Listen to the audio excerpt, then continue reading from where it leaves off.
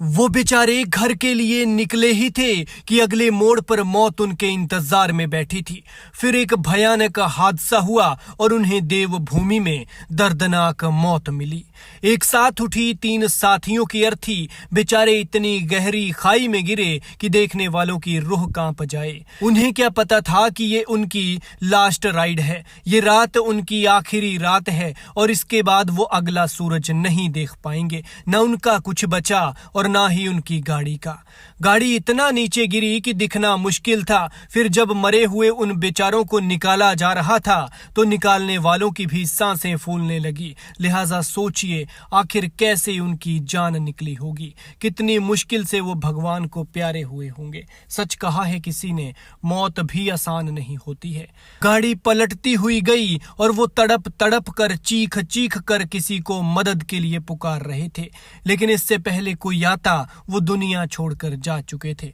उन्हें इतनी दर्दनाक मौत मिली कि देखकर पहाड़ भी रोया। मदद के लिए वो चीखते रहे लेकिन इतनी गहरी खाई में कोई आ ही नहीं पाया। वो हिमाचल के रहने वाले थे लेकिन ये दर्दनाक मौत उन्हें उत्तराखंड में मिली।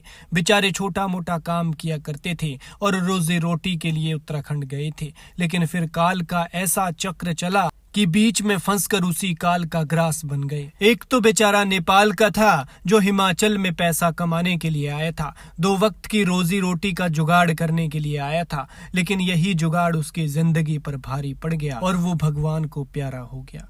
हादसा उत्तराखंड के हरिपुर कोटी इछाड़ी सड़क पर हुआ। पिकअप HP 08A5397 गाड़ी में 4 लोग सवार थे जो विकास नगर से वापस अपने घर हिमाचल के नेरवा लौट रहे थे। इसी दौरान चिब्रो पावर हाउस के पास गाड़ी अचानक अनियंत्रित हुई और करीब 100 मीटर गहरी खाई से होते हुए टॉन्स नदी में जाकर गिर गई। हादसे की सूचना मिलते ही उत्तराखंड के कालसी थाना से पुलिस और SDRF की टीम मौके पर पहुंची, जिसके बाद SDRF की टीम ने तीनों शवों को नदी से बाहर निकाला। 3 मृतक शिमला जिला के नेरवा क्षेत्र के रहने वाले बताए जा रहे हैं। हादसा बीती रात 8 बजे के करीब का बताया जा रहा है और देर रात 12 बजे तक रेस्क्यू ऑपरेशन चलता रहा। तो जरा सोचिए, भला 4 घंटे तक जिन शवों को बाहर निकाला जाता रहा वो कितनी गहरी खाई में गिरे होंगे और इतनी गहरी खाई में गिरते गिरते उनकी क्या हालत हुई होगी, कितनी बुरी तरह से उनके प्राण निकले होंगे। शायद उन्होंने कभी सोचा भी नहीं होगा कि उन्हें इतनी दर्दनाक मौत मिलेगी। लेकिन सच कहा है किसी ने कि वक्त और मौत किसी के लिए नहीं रुकते। वक्त का पहिया घूमता जाता है और मौत जब जहां जैसे आनी है वैसे ही आनी है। बताया जा रहा है कि 2 लोगों की मौके पर मौत हो गई थी, जबकि एक व्यक्ति ने अस्पताल ले जाते हुए दम तोड़ दिया। पुलिस के मुताबिक मृतकों में रोहित धोपटा, प्रांजल और एक नेपाली मूल का शख्स शामिल है जो नेरवा में रहते थे। इस हादसे में सुचित नाम का एक शख्स घायल हुआ है। खाई बिल्कुल खड़ी थी, लिहाजा वो सड़क से छूटे और सीधा 100 मीटर नीचे गिर गए। 100 मीटर यानी करीब करीब 300 फीट। यहाँ 10 फीट हाइट पर खड़े होकर नीचे देखने में डर लगता है, तो जरा सोचिए 300 फीट गहरी खाई में गिरते गिरते उनका क्या हाल हुआ होगा।